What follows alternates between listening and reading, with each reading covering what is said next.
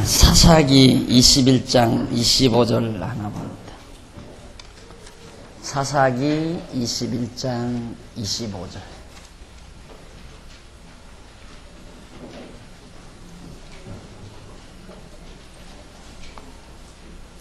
그때에 이스라엘의 왕이 없으므로 사람이 각각 그 소견에 옳은 대로 행하였더라.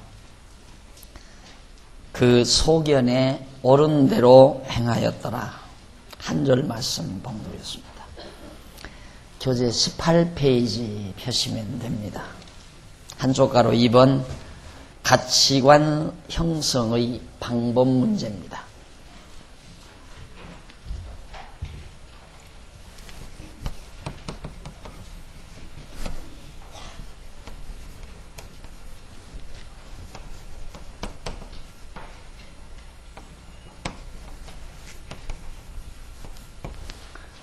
가치관을 형성해 가는 데 있어서 어떤 방법으로 가치관을 형성해야 하는가 하는 문제죠. 그래서 그 방법에 대한 문제가 제기되는데, 여기서 방법이란 어떤 목적을 위하여 취하는 수단을 말하죠. 그러므로 가치관 형성의 방법이라는 말은 가치관 형성을 위하여 취하는 수단을 말합니다. 이에 대한 견해는 가치관 형성의 원리에 대한 견해에 따라 서로 다르게 주장이 되죠. 당연하죠. 원리가 A라면 방법도 A가 되고, 원리가 B라면 방법도 B가 됩니다. 그러니까 원리에 따라서 방법도 바뀌어져 가게 된다는 얘기죠. 그래서 인간 본능적 욕구가 가치관 형성의 원리라고 했을 때, 지난번 우리 정리를 했죠. 그 원리가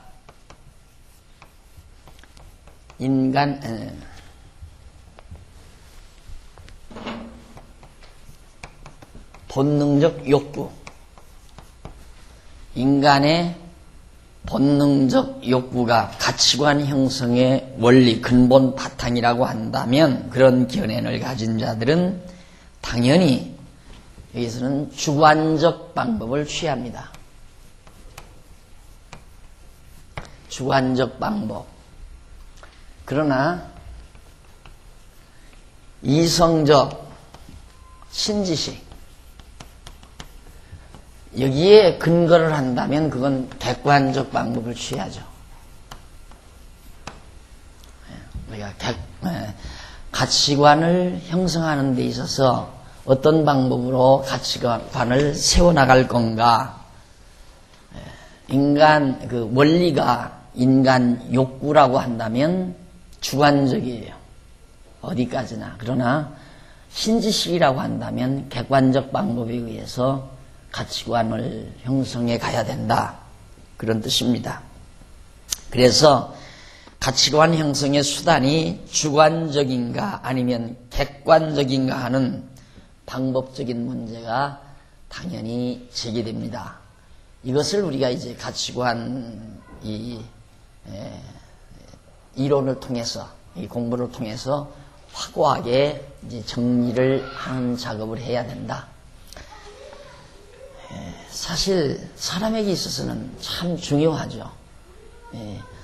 사람이란 자기가 저게 가치 있다고 생각하는 것 때문에 살게 되고, 그것을 추구하면서 노력하게 되고, 그것을 잡았을 때 성공한다고 생각하는 거거든요. 그러니까 가치관을 형성한다는 것은 굉장히 중요한 일인데, 그 방법이 이렇게 달라진다. 원리에 있어서 본능적 욕구가 기본 바탕이 된다면 주관적으로 선택하면 되는 거고, 이성적 신지식이 근거가 된다면 객관적 방법으로 가치관을 형성해 가야 된다. 이제 설명을 들으면 쉽게 납득이 가실 겁니다. 이제 봉독해드린 사사기 21장 25절 말씀은 사사시대에 되어졌던 일이에요. 사사시대. 왕이 없죠. 통치자가 없다는 말입니다. 이스라엘이 왕이 없으니까 사람들이 각각 그 소견에 오른 대로 행했더라 해서 자기 소견에 오른 대로. 이게 주관적인 겁니다. 자기 소견에 이것이 옳다라고 생각하면 그렇게 행동하게 돼 있는 거예요. 예. 이것이 옳다, 이것이 좋다, 이것이 옳다. 이것이 좋다 하면 좋다는 것도 가치평가고, 이것이 옳다는 행동에 대한 가치평가고. 그러니까 우리 인간은 끝없이 가치평가를 하며 살잖아요. 이것이 이거보다 좋다. 이렇게 사는 것이 이렇게 사는 것보다 좋다. 나는 저것이 더 좋으니까 저걸 행하겠다. 저걸 갖겠다. 시장에 가도, 시장에 가서 시장을 보아도 계속 가정주부는 가치평가를 하고 다닙니다. 저 물건이 이 물건보다 싸다. 물건은 이것이 더 좋은데 돈은 더 비싸구나. 이게 더 좋다. 나쁘다. 계속 그런 가치평가를 하면서 사는 게 인간이란 말입니다. 그러면 인간 자체를 살아가는 과정에서 주관적 가치평가에 의한 방법으로 내 가치관을 설정할 건가, 객관적 방법에 의해서 설정할 것인가는 굉장히 중요한 일 아니겠어요? 아주 중요한 일이죠. 그런데 이런 것들을 의식하지 않고 그냥 살아가게 되면 누구나 그냥 본능적 욕구에 의해서 쉬운 말로 말하면 자기 좋은 대로 사는 거예요. 근데 현대를 단적으로 지적하라면 현대 젊은이들을 내 멋대로 살라 그 말이에요. 내 멋대로 살라. 그것이 주체성 있는 삶이고 그것이 다양성을 띤 인간의 삶이라고 많은 사람들은 생각하고 있는 겁니다. 그러니까 다 각자 제멋대로 살면서 어우러지는 그것이 우리 사회가 되어야 된다. 그것이 자유로운 사회고 열린 사회고 특성 있는 사회고. 그래서 바로 이런 주관적 가치평가를 하는 것을 당연시하고 사는 거죠. 이렇게 살으라고 지시하는 건 안 된다 이거예요. 다 각자 제멋대로 살게 놔두어라. 이게 이제 열린 사회, 개방 사회, 그것이 자유로운 사회 이렇게 생각하거든요. 그런데 그건 반드시 혼란이 오게 돼 있잖아요. 혼란이 온다 이 말입니다. 이 참 묘한 것이 내가 늘 그 영화 얘기를 가끔 쓰지만은 여기 지금 보물섬 있잖아요. 보물섬이 있는데 여기서 지금 이 보물섬을 찾아서 가는데 이렇게 해서 이제 여기 다리를 건너간다 하십시다. 그럼 여기서 출발할 때 10명이 출발을 해요. 목적이 같으니까 보물섬 찾아서 우리 한탕 정말 하자. 똑같이 같이 해요. 그러나 이쯤 와가지고는 이제 틀림없구나. 와보니까 이 지도가 틀림없구나. 여기서는 이권이 달라져요. 이게 개인주의 사회에서 있을 수밖에 없는 원리거든요. 다 지금 개인의 이득을 취해야 되니까, 자기 유익을 추구해야 되니까, 그리고 자기 좋은 대로 살아야 되니까. 그러니까 여기 와서는 10명이 패거리 투쟁을 벌리죠. 5명씩 투쟁을 벌리게 되면 아무 쪽이라도 약한 쪽이 죽습니다. 그러면 5명 죽이고 5명만 살아야 돼요. 그래서 5명만 살아가지고 가다 보니까 이건 이제 얼마 안 남았구나. 틀림없이 다리만 건너가면 있겠다. 그러면 여기 와서는 3대2로 딱 붙어요. 당연히 둘이 죽잖아요. 서이 남아요. 그렇죠? 그럼 다리 딱 건너가서는 1대1로 붙어요. 그리고는 이제 여기 딱 들어가서 혼자서 이제 보물섬 다 차지하려는 거기 개인주의 사회에 필히 갈 수밖에 없는 이 개인주의 사회에서 내 멋대로 자기 소견에 옳은 대로 선택하라는 그런 주관적 방법에 의한 가치관 정립, 가치관 설정 여기에서 따라오는 필연적인 결과란 말입니다. 그러면 설령 여기 들어가서 보물을 다 찾아가지고 다 가지고 나왔다.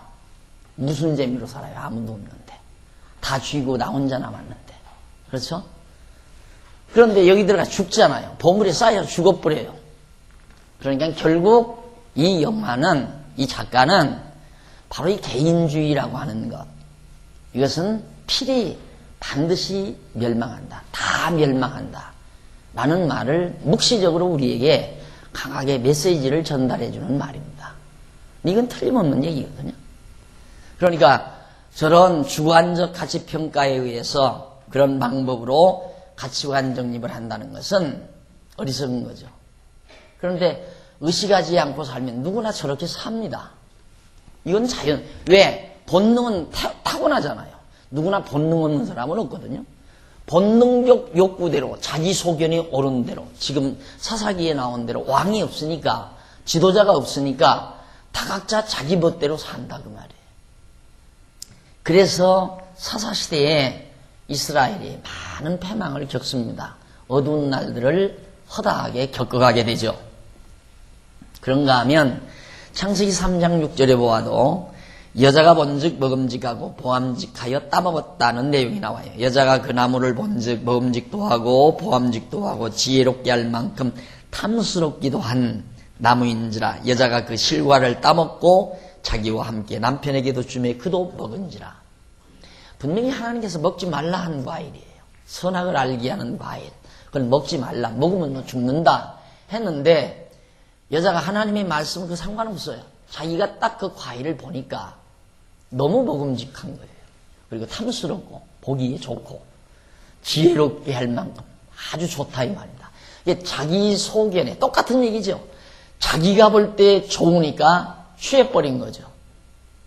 그것이 인류를 멸망으로 이끌어가게 하는 동기가 되지 않았습니까? 선악을 알게 하는 과일을 자기 소견에 주관적으로 가치를 정했기 때문에 주관적 방법에 의해서 나는 이것이 좋다, 더 가치 있다라고 설정했던 그 결과가 이런 모습을 낳게 되는 거란 말입니다. 그런데 우리는 늘 그러고 살잖아요. 항상.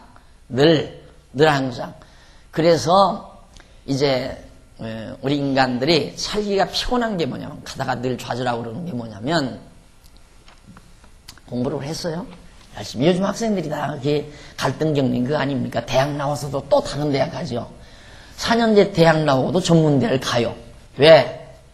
4년제 대학이 굉장히 인기가 있고 그것만 나오면 뭐 문제가 다 해결될 것처럼 공부를 했는데 4년대 나왔어도 학과가 다르니까 아무 쓸모가 없어요. 그러니까 전문대 가서 전문 기술을 배우기 위해서 또 바꿔요. 왜? 그때 가보니까 그게 더 가치가 있다고 생각하니까. 그게 우리 인생살이에요.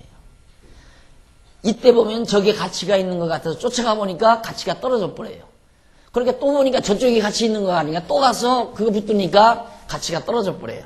가치 떨어지면 실망하잖아요. 우리 인간이 그 모습으로 늘 사는 거란 말입니다. 그래서 마지막 이제 제대로 정리하지 못하고 가치관 정립을 못하고 그러며 살다가 마지막 나이 들어서 숨 거둘 무렵쯤 가면 인생 허무하다. 나는 왜 살았노? 보통 우리 그러잖아요. 결혼 딱 하죠. 결혼 딱 하면 결혼했을 때 자기들 둘만의 행복 추구하죠. 그러다가 아이를 하나 놓습니다. 그러면 아이에게 모든 목적을 걸어요. 자기 삶을 걸어요. 양친 부모가 엄마나 아빠나 다. 그 열심히 가르치고 그 기르느라고 학비 대고 먹여 살리고 입히고 하느라고 정신없이 벌어드립니다. 꾸준하게. 그러다가 언제 한번 이제 실망하느냐면 이제 이놈이 머리가 굵어져 가지고 제 인생 간섭하지 마십시오. 나는 내 인생입니다 했을 때 아버지는 울죠. 그렇잖아요.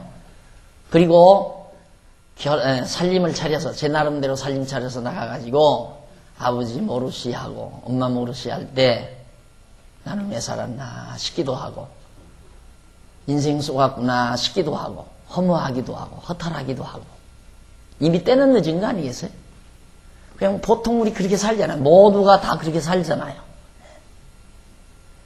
그게 바로 우리들이 그냥 본능적으로 평가하면서 살았던 주관적 가치평가에 의해서 가치관을, 누구나 가치관 없는 사람은 없거든요. 다 있어요. 자기 나름의 가치관이. 왜? 자기가 더 좋다고 평가하고 사는 거니까 그 가치관을 가지고 있는 거란 말입니다. 사무엘상 8장 4절에 보면 4절로 7절에 보면 장로들이 왕을 구하는 것을 사무엘이 기뻐하지 않습니다.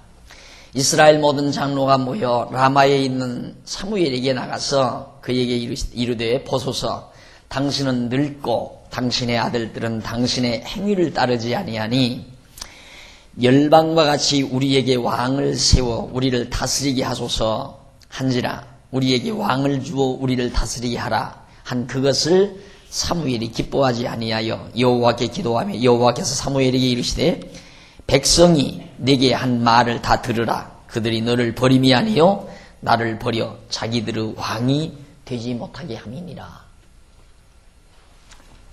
우리들 성경 배우면서 하는 얘기지만 하나님께서는 이스라엘 백성들의 장래를 정해놓으시고 이스라엘 백성을 통치해 가십니다. 다스려 가시는 거예요. 그런데 백성들이 사사시대 백성들이 처음에는 자기 멋대로 아까 말한 대로 자기 소견에 오른 대로 그렇게 행동을 한 거예요. 각자가 자기 소견에 오른 대로 그렇게 행동하다 보니까 나라가 이방민족의 침입도 당하고 어려움도 겪고 그러다 보니까 마지막 이 다윗이 왕노릇 하기 직전에는 가만히 살다 보니까 이방민족들은 참 잘 된단 말이죠. 근데 그들은 다 왕이 있어요. 자기들만 왕이 없는 거예요. 그래가지고 이스라엘 백성들이 야 우리도 왕을 좀 세워달라고 그러자. 그래서 왕을 요구를 한 거예요. 자기들이 필요한 왕을.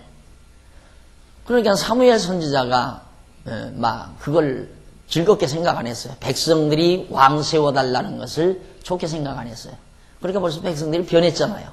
전에는 왕 없이 제멋대로 사는 게 가치 있다고 생각했다가 좋다고 생각했다가 이제는 금방 또 변한 거예요. 야 왕이 있어야 좋겠다. 그래가지고 왕 세워달라니까 사무엘이 안 좋아했거든요. 그때 이제 하나님께서 사무엘에게 뭐라고 그러냐면 이 백성들이 자기를 다스려주는 하나님이 계신데 여호와 하나님이 계신데 하나님은 멀리하고 자기들이 좋은 왕 세워달라고 요구한다. 기분 나쁘다 이 말이에요. 하나님께 쉽게 말하면. 그 얘기가 지금 오늘 봉독해 드린 말씀의 내용입니다. 내가 하나님께서 이스라엘 민족의 왕인데 저들이 하나님을 경외하며 살 생각은 하지 아니하고 자기들을 다스려줄 왕 세워달라고 요구하니까 하나님 왕 노릇 하지 못하게 한다 이거죠. 하나님이 왕 노릇을 해야 하는데 백성들이 인간 왕을 구하니까 지금 그런 얘기라 이 말이에요.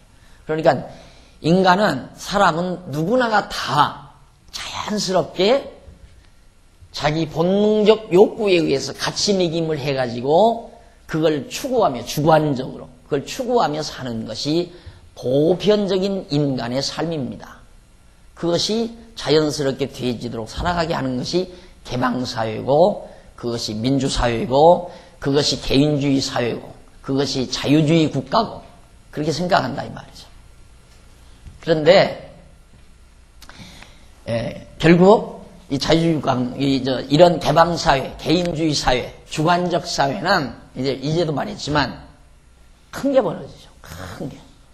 한 번 붙었다 하면 크게 벌어져요.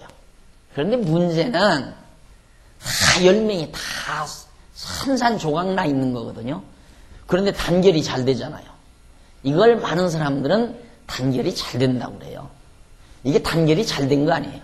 10명이 지금 같이 보물섬을 향해서 출발하지만 생각은 다 각각 달라요. 저는 뭐 자성만 없으면 다 저게 내 건데 10명이 다 각각이에요. 그러면 사실은 단결이 된 게 아니라 샅샅이 흩어져 있는데 그걸 단결이라고 그래요. 현대사회가 마찬가지예요. 우리 세계 국가가 이 세계 모든 집단이 다 마찬가지예요.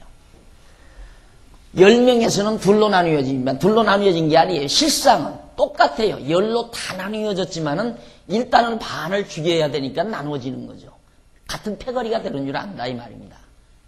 따라서 이런 사회에서는 우방은 없다. 그것 꼭 명심. 우방은 없어요. 결국은 내 조국의 이권을 챙기는 그런 머리. 어떻게 하면 저들을 이용해서 내 국가의 이권을 챙길 것인가. 이거밖에는 남는 거 없단 말입니다. 강대국도 마찬가지예요. 어떻게든지 우방이라고 하지만 우방하고 같이 살려는 게 아니라 우방을 어떻게 이용해서 우리 내 국가의 이권을 챙길 것인가, 그걸 항상 감안하고 있는 거거든요. 그런데 우리는 우방이면 다 우리 편이고 내 편이고 나를 도와줄 자고 이렇게 생각한단 말입니다. 그거 아니에요. 절대 불가능한 거예요. 그래서 난 매력이 없어요, 솔직히.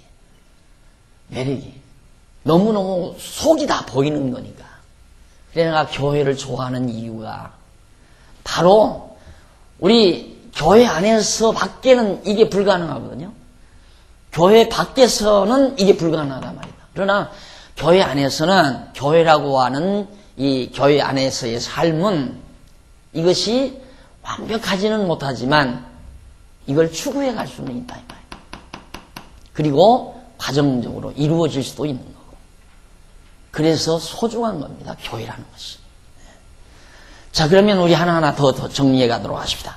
자, 이렇게 해서 결국 주관적 가치 평가 방법, 그러니까 가치관을 형성하는 방법에 있어서 주관적 방법이 얼마나 허무한 것인가를 우리가 논해봤다면은 바로 이성적 방법, 그러니까 원리는 이미 우리가 서론에서 원리는 벌써 이성적 신지식, 여기에 근본 바탕을 두고 객관적 방법에 의해서 가치관 설정을 하고 살아야 된다는 게 은연 중에 지금 우리에게 전해지잖아요.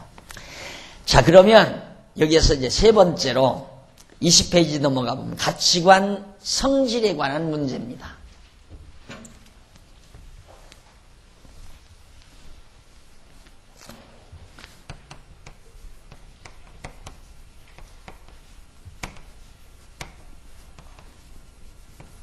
가치관 성질. 자, 그럼 우리가 조금 아까 방법에서 말했지만은 정말 우리가 가져야 될 올바른 가치의 성질은 어떠한 것이냐 이거거든요. 어떠한 성질을 가지고 있는 가치관을 우리가 설정해야 되느냐, 형성해야 되느냐, 그런 문제란 말입니다. 그래서 그 성질에 관한 문제가 제기되는데, 이에 대한 견해는 가치관 형성 원리와 방법에 대한 견해에 따라, 원리와 방법에 대한 견해에 따라 서로가 또 다르죠. 원리와 방법에 따라서 성질이 달라진다 이 말입니다. 그렇죠? 원리가 다르면 방법도 다르고, 방법이 다르니까 그 가치의 성질도 달라지잖아요. 완전히 갈라진다 이 말이 쉽게 말하면. 그래서 가치관의 형성 원리가 인간의 본능적 욕구이며 그 방법은 주관적이라고 했을 때, 아까 써놨었죠? 한번 써야 되겠네.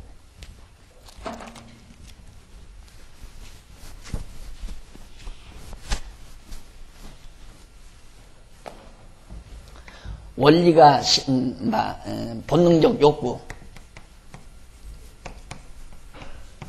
방법이 주관적. 그랬을 경우에 가치는, 그런 가치관의 성질은 두말할 것 없이 가변적이죠. 늘 변한다 이 말이에요. 그 가치가 늘 변한다.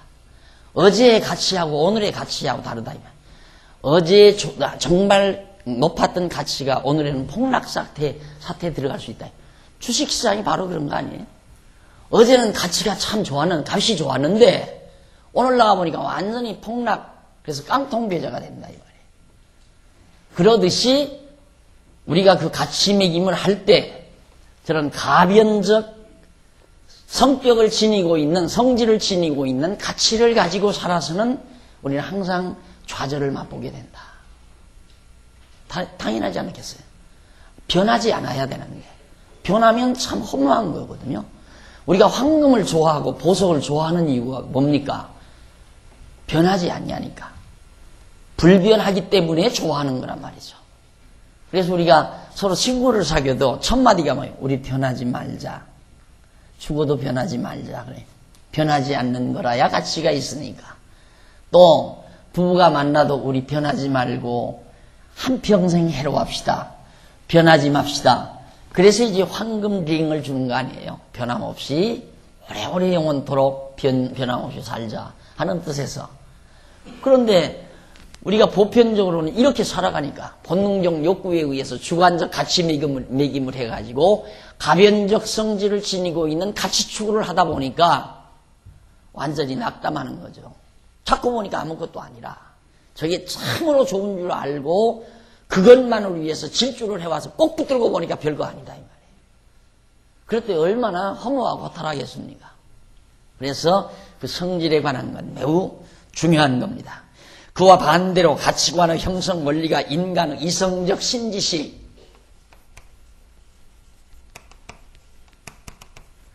이거 객관적일 때, 그 두말할 것 없이 이건 불변적이죠. 어제나 오늘, 100년 전이나 지금, 1000년 전, 만년 전이나 지금 전혀 그 값이 변하지 않는 영원 불변의 절대적 가치, 불변적 가치를, 불변적 성질을 지니고 있는 그 가치를 우리는 추구해 가야 되는 거 아니냐 그 말이죠.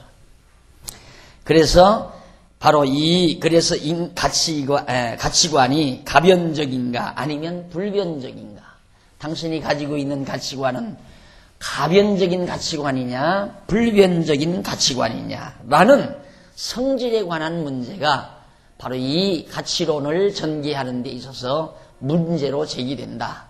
이 문제는 반드시 해결해야 되고 풀어야만이 올바른 가치론으로서의 그런 알찬 내용을 지닐 수 있다 이 말이죠. 그것이 지금 서론에서 다루어지고 있는 내용입니다. 자, 그러면 창세기 42장 21절로 22절에 보면 야곱의 아들들이 요셉을 판 사실을 나중에 후회를 합니다. 21절, 그들이 서로 말하되 우리가 아우의 일로 인하여 범죄하였도다. 그가 우리에게 애걸할 때 그 마음의 괴로움을 보고도 듣지 아니하였으므로 이 괴로움이 우리에게 임하도다. 루벤이 그들에게 대답하여 가로되 내가 너희들어 그 아이에게 득죄하지 말라고 하지 아니하였느냐. 그래도 너희가 듣지 아니하였느냐. 그러므로 그의 핏값을 내게 되었도다. 잘 아시는 내용이죠. 창세기 보면 요셉이 야곱의 12아들 가운데 11째 아들 요셉이 아버지의 사랑을 톡톡히 받습니다. 편애를 한 거죠, 아버지가. 그러니까 나머지 아들들이 요셉을 굉장히 동생인데도 증오를 했어요. 그러다가 나중에 요셉이 아버지 심부름으로 목장에 왔을 때, 그 형들은 이제 양떼들을 먹이고 있는데 목장으로 심부름으로 왔을 때 형들이 공모해서 죽이려다가 우물에 빠뜨려 죽이려다가 거기다 가둬놨다가 나중에 사람 장사들에게 팔아먹었잖아요. 그때 얼마나 요셉이 형님들 날 살려달라고 애걸 했겠습니까? 지금 여기 그 말이거든요. 막 애걸 하는데도 본능적으로 막 미운데 어떻게 해요? 저는 막 미워 죽겠는데 저거 없어져 버려야 되고 저거 그냥 당장 눈앞에 보기도 싫고 그렇게 팔아먹어버렸다 이 말이에요. 그런 이후 세월이 흘렀습니다. 흘렀는데 요셉은 애굽에 가서 놀랍게도 총리의 자리에 앉게 되고요. 그 다음 형제들은 흉년이 들어서 먹고 살 것이 없으니까 아버지 심부름으로 양식을 팔러 마침 에집트로 갔잖아요. 가가지고 딱 보니까 요셉이 보니까 형들이 쫙 왔거든요. 우리 요셉이 딱 안면몰수하고 모른 척하고 하나하나 괴롭히기를 시작하는데 형들의 마음을 알아보기 위해서 할 때 그 루벤이라는 여기 이제 형이 과거를 뉘우치는 거예요. 야, 우리가 그때 동생을 그렇게 살려달라고 하는 걸 못 보셔야 하고 그렇게 한 것이 후회스럽다 이 말이에요. 그런 못된 짓을 우리가 저질렀기 때문에 오늘 우리가 그 벌을 받는 것 같다. 그러면서 후회하는 장면이에요. 그러니까 그 뭔 얘기냐면 당장 본능적으로 밉다고 해서 자기 주관적 판단으로 요셉을 갖다 팔아먹었다 이 말이에요. 먹고 나서 세월이 지나다 보니까 좋아서 했는데 나중에는 잘못했다고 후회스럽다 이 말이에요. 후회 없는 인간은 거의 없잖아요. 과거를 후회하고 다 정말 자기 삶을 후회하고 절망하고 이런 경우가 참 많거든요. 그게 모두가 다 저런 형식이죠. 저런 형식. 그래서 후회란 바로 올바른 가치관 정립이 없는 상태에서 그 아까운 인생을 살아버리게 되면 남는 것은 후회밖에 남을 수밖에 없는 거. 왜? 반드시 변하니까. 반드시 변하는 거니까. 자, 그래서 이제 내놓은 내용이 바로 창세기 42장에 나온 내용이고요. 그 다음 전도서 2장 10절로 11절에도 다 잘하는 내용입니다. 솔로몬이 원하고 기뻐하는 것이 모두 헛되다는 내용이 거기 소개됩니다. 무엇이든지 내 마음이 즐거워하는 것을 내가 막지 아니하였으니 이는 나의 모든 수고를 내 마음이 기뻐하였습니다. 이것이 나의 모든 수고로 말미암아 얻은 분복이로다. 그 후에 본즉 시간이 흘러서 나중에 보니까 내 손으로 한 모든 일과 수고한 모든 수고가 다 헛되어 바람을 잡으려는 것이며 해 아래서 무익한 것이더라. 가치가 전혀 없는 거더라. 모두가 다 바람 잡는 거 헛거 아니에요? 그 다음 무익한 거, 이익이 없는 건 다 무가치한 거죠. 그러니까 가치 평가가 달라져요. 솔로몬이 한때 자기 본능적 욕구에 의해서 자기 좋은 대로 자기가 이렇게 하면 참 기쁘고 좋겠다. 그래서 자기 하고 싶은 대로 다 했어요. 그 모든 것 다 해놓고 이루어놓고 다 그대로 해봤어요. 눈으로 보고 생각하고 마음으로 원하는 거 하나 막은 일 없어요. 어떤 거라도 아무 것에도 제재받지 아니하고. 왜? 하나의 군왕이었으니까. 그리고 엄청난 것을 자기가 가지고 있으니까 아무것도 못할 일이 없어요. 자기 하고만 싶으면 뭐든지 다 했어요.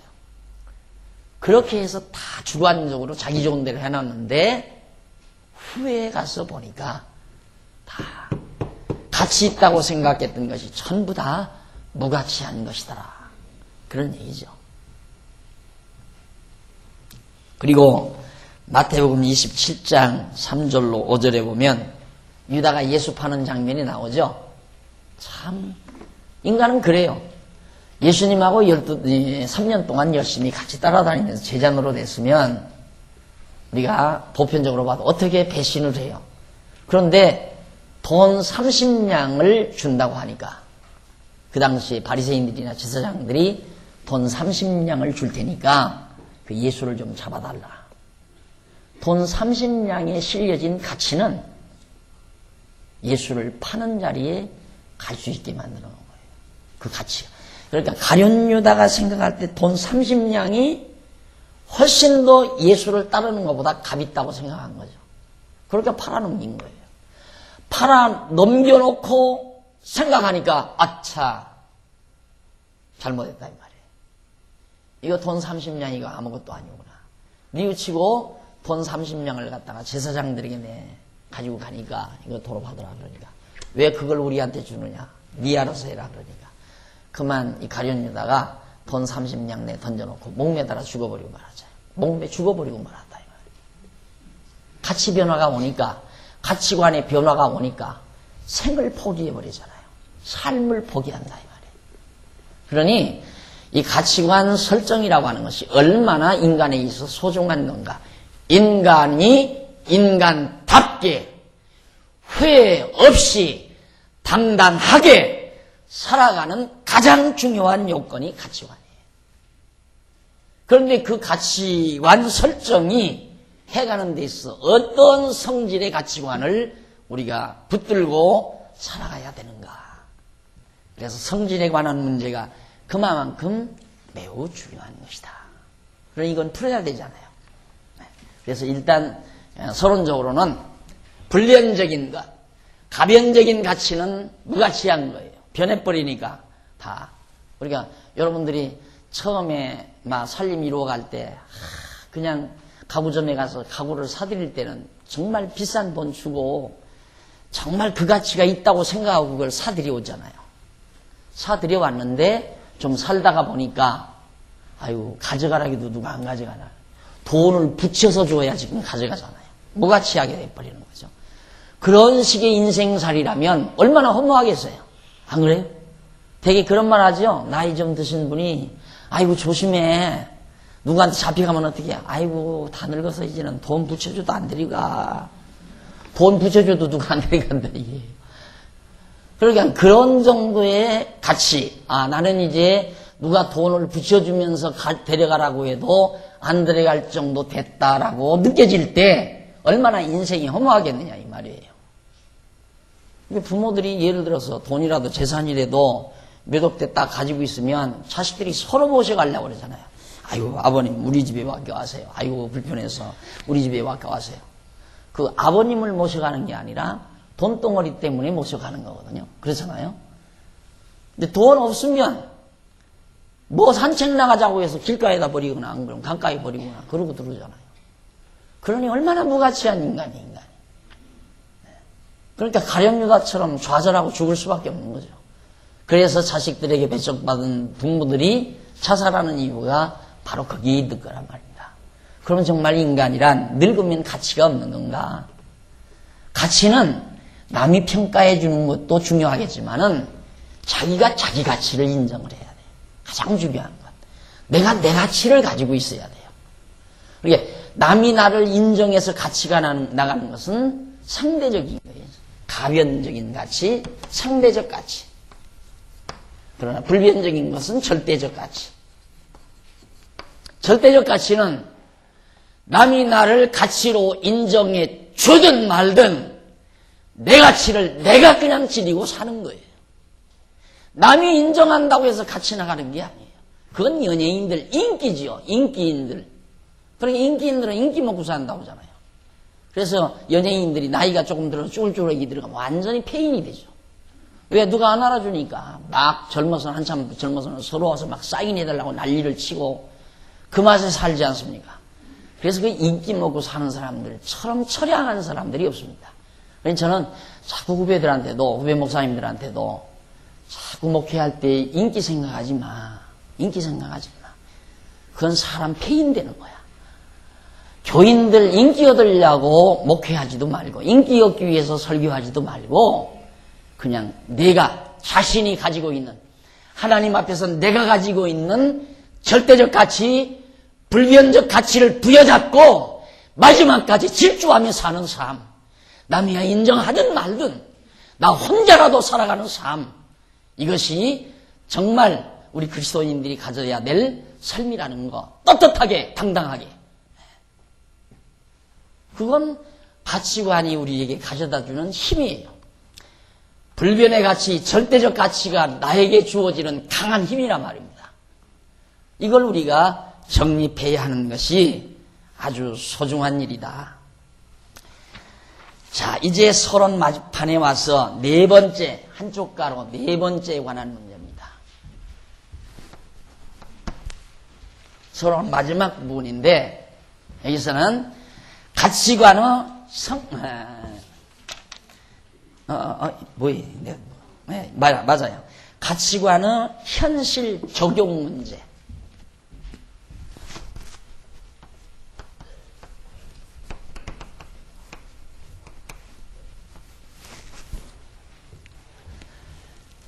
이제 말했다면 이런 가치라 만약에 아직 이제 안 나오겠지만 물론 이걸로 이제 결론이 나오겠죠. 우리 기독교 가치관은 이쪽으로 이끌어가는 겁니다. 이게 아니니까, 이건 아니니까 기독교 가치관은 이거다 이 말이거든요. 그러면 진짜 이런 가치가 있는가? 또 있다면은 그것이 우리가 살아가는 이 현실 속에서 적용이 정말 가능한 건가? 그냥 저 구름에 떠있는 하나의 이상으로만 남는 건가? 구름에 떠있는 이상으로 남아있다면 그건 헛개비죠. 허무한 거란 말입니다. 그것조차도. 가치가 있는 건 그것이 우리가 현실 살아가고 있는 이 현실 속에서 적용이 돼야 돼요. 실제 그것이 가치로 내 손에 붙들려져야 되고 그것이 가치로 내가 확실하게 인정하고 살아갈 수 있는 현실 적용이 돼야 그래야 그게 진짜 가치지. 이론적으로만 실제 적용은 안 되고 현실 적용은 안 되고 이론만 남아있다면 그건 하나의 망상에 불과한 거예요. 그래서 진리라고 하는 것은 언제나 이론과 사실이 맞닥뜨려야 되거든요. 이론과 사실이 만나야 된다 이 말이죠. 이론은 좋은데 그것이 사실 근거가 없다면 그건 허무한 거예요. 망상이고. 그러니까 저 문제가 매우 중요한 거거든요. 아무리 좋은 이론이 들어보니까 참 그럴듯하다. 이론은 참 좋구나.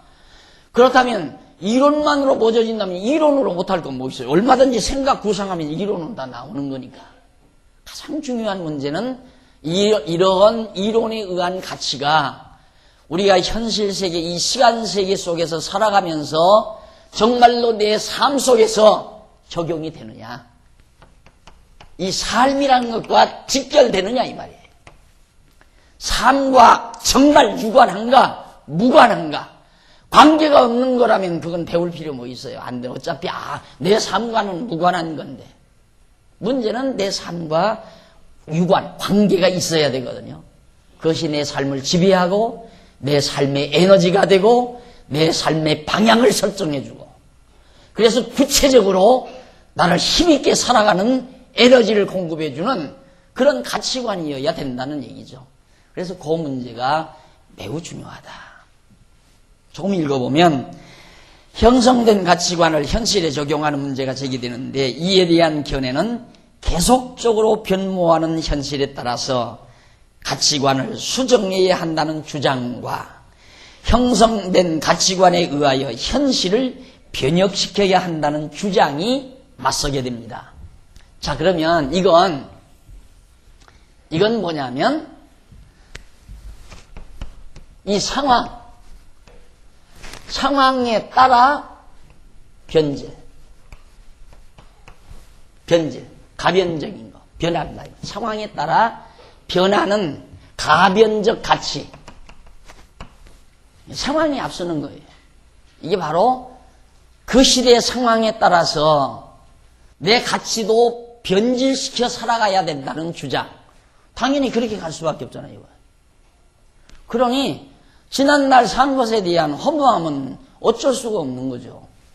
이런 식의 이론이라면 내가 지난날 그게 가치 있는 삶인 줄 알고 그렇게 살았는데 세상이 변하다 보니까 그게 얼마나 무가치한 삶이었는가. 그럼 내 삶은 뭐예요? 살아온 내 삶은 얼마나 허무하고 얼마나 허탈한 삶이냐 이 말이죠. 그러나 반대로 불변가치에 의해서 환경, 상황이죠. 환경을 지배하고 다스리고 사는 삶. 내가 가지고 있는 불변의 가치에 의해서 내 현실을 내가 어떠한 현실도 이 가치에 의해서 만들어가는 삶. 아주 적극적인 삶이죠. 이게 환경에 지배받는 삶이 아니라 환경을 지배하는 삶. 당연한 거 아니겠어요? 인간은 환경을 지배해야지. 인간이 환경의 지배를 받는다면 동식물이나 뭐가 다르겠어요? 인간의 소중함이란 동식물과 달리 환경을 지배할 힘을 가지고 있다는 거. 그게 그냥 그런 힘이 나오는 게 아니라 바로 이런 원리에 의해서. 그래, 늘 그런 말이잖아요. 환경의 지배를 받고 사느냐, 환경을 지배하고 사느냐. 사도 바울을 보십시오. 사도 바울은 환경 지배하고 살잖아요. 감옥에 가도 상관없어요. 그가 그런 말이잖아요. 내가 부에 처할 줄도 알고 가난에 처할 줄도 안다. 그게 환경을 지배한다는 얘기거든요. 우리는 환경 때문에 좌절도 하고 잘난 척도 하고 호주머니에 그래도 수표 몇 장 있으면 어깨가 펴지고 동전 달랑달랑하면 움츠러들고 수표 몇 장 들어보세요. 어디 가서 딱 친구만 오랜만이야. 딱 목소리가 벌써 달라지잖아요. 여기 수표 몇 장 들어있으면. 그런데 물은 종이 쪽지 그냥 뽀습이나 달랑달랑 들어있으면 지금 볼까봐. 그게 환경 지배받는 거거든요. 그런데 적어도 이 정도 되면 돈 있고 없고가 문제가 아니잖아요. 수표가 있어도 그만 없어도 그만. 친구가 지금 10년 만이네. 4년 해. 나 오늘 패스포드 못 가지고 왔어. 자네가 다 착각네. 나중에 2잔 사주면 되잖아요. 안 그래요? 뭘 그것 때문에 기죽느냐 이 말이에요. 예? 또 친구한테 차 한 잔 얻어먹으면 또 어때요? 당당해질 수 있다는 얘기죠. 그런데 우리가 그렇게 실제 안 되잖아요. 왜? 늘 환경에 얽매여 사니까. 환경 때문에 잘난 척하고 환경 때문에 움츠러들고 그렇게 훈련이 잘 돼 있다 이 말이죠. 왜? 이런 제도와 이런 사고방식 속에서 계속 우리가 훈련이 돼 있으니까. 그런데 바울은 감옥에 들어가도 당당했어요.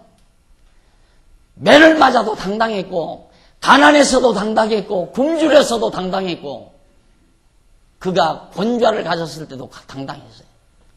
즉 환경을 지배하며 사는 이 힘이 이런 가치관에 의해서 확실하게 지배되고 나타날 수 있다.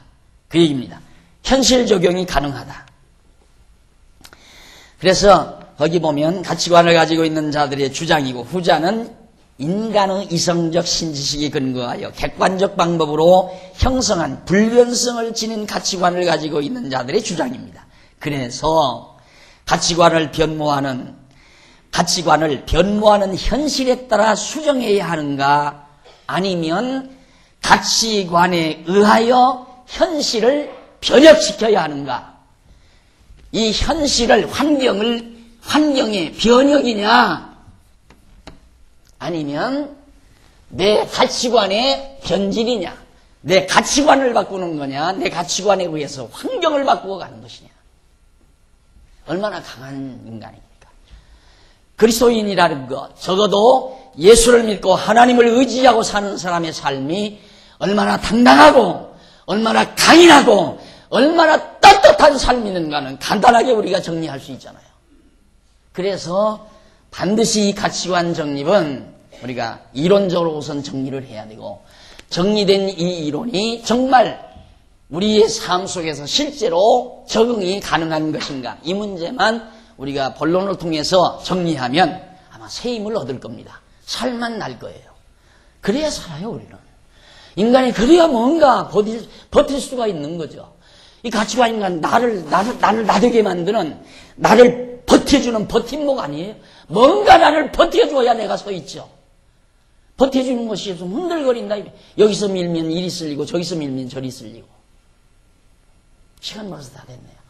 다음 시간 이 부분 조금 하고 본론으로 넘어가도록 약속하면서 오늘 강의 여기서 마무리합니다. 기도하십시다. 자비하신 아버지 하나님, 감사합니다.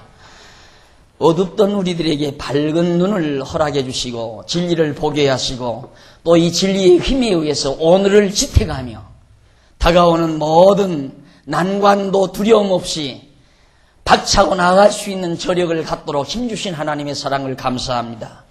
원하오니 좌절하지 말게 하시고 절망하지 말게 하시고, 아무리 현실이 각박하다 하더라도 주저앉지 않게 해주시옵소서. 살아계신 하나님을 의지하고 당당하게 오늘을 지탱하면서 인간답게, 하나님의 사람답게 승리하며 사는 우리 모든 권속들이 되도록 역사하시옵시기를 비오며 예수님의 이름으로 기도드립니다. 아멘.